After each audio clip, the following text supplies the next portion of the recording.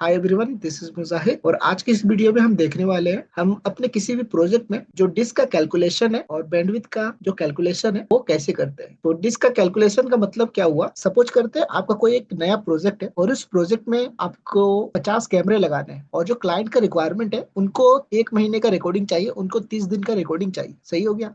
ये जो रिक्वायरमेंट है 50 कैमरे और 30 दिन का रिकॉर्डिंग, तो ये जो रिक्वायरमेंट है क्लाइंट का कि उनको 50 कैमरे लगाने हैं, 30 दिन के रिकॉर्डिंग चाहिए। ठीक है।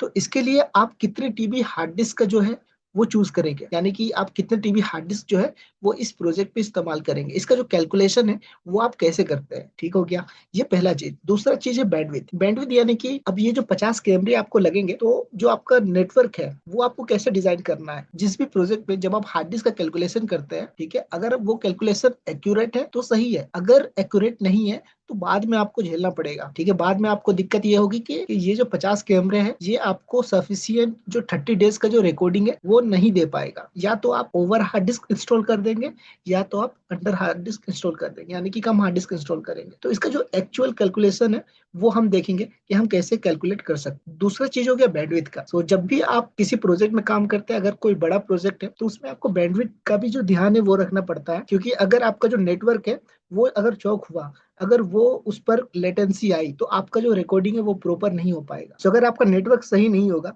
प्रॉपर नहीं होगा, तो आपको कुछ दिक्कतें देखने को मिलेगी। जैसे कि बहुत बार क्या होगा, जो आपका कैमरा है वो रुक रुक कर रिकॉर्डिंग करेगा। ठीक है। जो आपका लाइव स्ट्रीम है वो अटक अटक के आएगा। तो इसलिए जब भी आप किसी प्रोजेक्ट का जो डिजाइनिंग है वो करते हैं, इनिशियली आपको डिसाइड करना होता है कि आपको उसमें जो हार्ड डिस्क है वो कितने लगने वाली है, और जो नेटवर्क का जो बैंडविड्थ है मिनिमम वो आपको पता होना चाहिए। उस based on this you means you have to design your network and you have to install the hard disk on your NVR. ठीक है। तो इसका जो कैलकुलेशन है वो आज हम देखेंगे। चलिए एक एग्जांपल लेते हैं।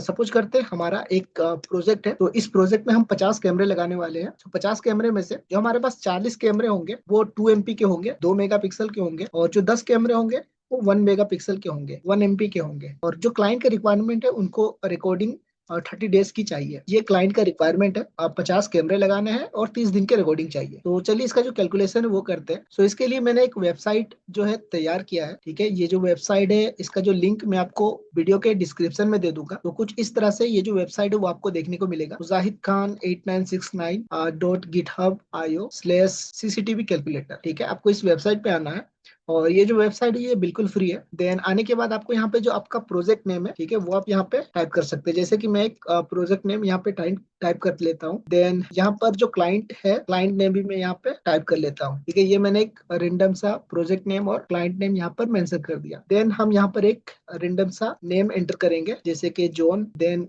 जो कॉन्टेक्ट नंबर है वो हम यहाँ पे मेंशन करेंगे, जैसे कि मैं एक रेंडम सा कॉन्टेक्ट नंबर यहाँ पे मेंशन कर लेता हूँ। अगर आप ईमेल आईडी मेंशन करना चाहे तो आप यहाँ पर ईमेल आईडी भी मेंशन कर सकते हैं। तो ये जो डिटेल्स है ये मेंशन करने के बाद आप जब इसके बॉटम में आएंगे तो यहाँ पे आपको एक जो रो है वो देखने को मिलेगा। तो यहाँ पे सबसे पहले आपको पूछा गया है क्वांटिटी, तो कितने कैमरे हैं। तो हम हमारे एग्जांपल के अकॉर्डिंग यहाँ पे हमारे पास 40 कैमरे हैं 2 मेगापिक्सल वाले, तो हम यहाँ पर जो 40 क्वांटिटी है वो एंटर करेंगे। देन हमारा जो रेजोल्यूशन है यहाँ पे आपको डिफरेंट डिफरेंट जो रेजोल्यूशन है वो देखने को मिलेगा, 1 MP, 2 MP, 3 MP, 4 MP। हमारा जो कैमरा है वो है 2 MP, वो हम सिलेक्ट कर लेंगे। देन यहाँ पे जो कंप्रेशन है वो हमें सिलेक्ट करना होगा, H.264 या H.265 या H.265+। जो भी लेटेस्ट कैमराज है उनमें आपको H.265 का जो सपोर्ट है वो देखने को मिलता है, तो आप H.265 सिलेक्ट करें। जो FPS है वो मैं डिफॉल्ट रखूंगा 25, क्योंकि मैक्सिमम और जो रेगुलर कैमराज के मैक्सिमम FPS 25 होता है। देन हमारा जो बिट रेट है वो ऑटोमेटिक जनरेट हो जाएगा। ये आप मैनुअल भी कंट्रोल कर सकते हैं, अगर आपको इसका नॉलेज है तो आप इसे कंट्रोल कर सकते हैं। अगर आप इसका जो कंप्रेशन है वो चेंज करेंगे तो आपका जो बिट रेट है वो भी आगे पीछे होगा। जैसे कि अगर मैं H.265 सिलेक्ट करूँ तो जो बिट रेट है वो कम हो जाएगा, और अगर मैं रेजोल्यूशन के साथ चेंज करूँ तो इस पर भी जो बिट रेट का है वो फर्क पड़ता है। अब बिट रेट हो गया, मैं फिलहाल H.265 सिलेक्ट रखूंगा और बिटरेट को मैं डिफॉल्ट रखूंगा। तो हमारा जो बिटरेट है वो 2048। देन हमारा जो नंबर ऑफ डेज है रिकॉर्डिंग का वो है 30, तो ये हम 30 रहने देंगे। देन रिमार्क्स पे जो ये जो कैमरा है इसका जो पर्पस हम मेंशन कर सकते हैं, जैसे कि सपोज करते हैं ये हमारे आउटडोर के लिए कैमरा है। तो यहाँ पे हम मेंशन करेंगे आउटडोर। देन ये हमारा पहला जो रो है वो कंप्लीट हो चुका है। देन हमारा जो दूसरा रिक्वायरमेंट था वो था 10 MP के 1 मेगापिक्सल वाले कैमरे हैं। तो इसको ऐड करने के लिए हम यहाँ पे क्लिक करेंगे ऐड कैमरा स्ट्रीम पे। देन यहाँ पर हम क्वांटिटी जो है वो है 10 सिलेक्ट करेंगे। कैमरे का जो रेजोल्यूशन है वो है 1 MP 720 पिक्सल। ओके, तो वो हम सिलेक्ट करेंगे। देन कंप्रेशन H.265 रखेंगे। FPS रखेंगे हम 25। बिटरेट ऑटोमेटिक जनरेट हो जाएगा। देन जो हमारा नंबर ऑफ डेज रिकॉर्डिंग का वो है 30 डेज। और यहाँ पर हम मेंशन करेंगे इसका पर्पस जो कि है इंडोर। तो ये जो हमारा हमारा हमने जो भी डिटेल्स है वो एंटर कर लिया है और इसके बेस पे जो हमारा कैलकुलेशन है वो रेडी हो चुका है। सो जो टोटल नंबर ऑफ कैमरा है वो है 50। ओके, देन जो हमारा बैंडविड्थ है वो यहाँ पर कैलकुलेट हो चुका है जो कि 90 Mbps की होगी। ठीक है, तो इसके अकॉर्डिंग आप अपना जो नेटवर्क है वो डिजाइन कर सकते हैं। देन हमारा आ गया स्टोरेज। सो स्टोरेज जो है वो 27.81 TB जो स्पेस है वो चाहिए होगा हार्ड डिस्क में।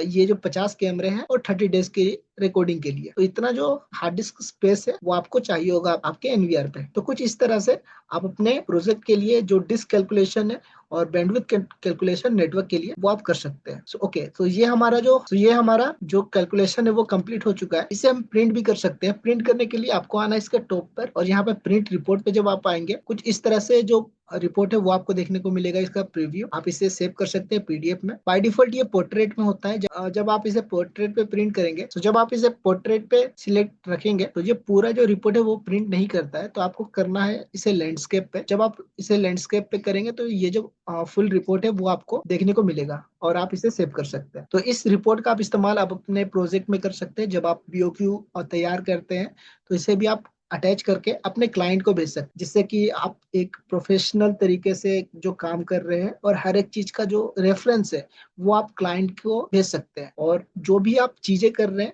वो जो सारी चीजें वो डॉक्यूमेंटेड है। तो ये आपके लिए भी एक फायदेमंद रहेगी कि आपने किस बेस पे कैलकुलेशन है वो किया है। ठीक है, और ये एक प्रोफेशनल वे होता है। आप अपने प्रोजेक्ट में एक अच्छे तरीके से जो सारी चीजें रिप्रेजेंट करें ताकि आपका एक स्टैंडर्ड बने। सो इसे सेव करने के लिए हमें जस्ट सेव पे क्लिक करना है। देन हम आएंगे डेस्कटॉप पे और यहाँ पर हम मेंशन करेंगे डिस्क कैलकुलेशन। देन हम इसे सेव कर लेंगे। सेव करने के बाद हम आते हैं अभी डेस्कटॉप और ये जो हमारा पीडीएफ फाइल है वो सेव हो चुका है। तो इसे हम ओपन करेंगे तो कुछ इस तरह से जो रिपोर्ट है वो आपको देखने को मिलेगा। ये हमारा हो गया project name, client name, contact person client का, ओके, और इसका जो मोबाइल नंबर है और ये हमारा कैलकुलेशन। तो इस तरीके से आप इस वेबसाइट से जो रिपोर्ट है वो जनरेट कर सकते हैं। तो अगर आपको ये वीडियो अच्छी लगी हो इस वीडियो को लाइक करें और हमारे चैनल को सब्सक्राइब करें। Thank you, thanks for watching.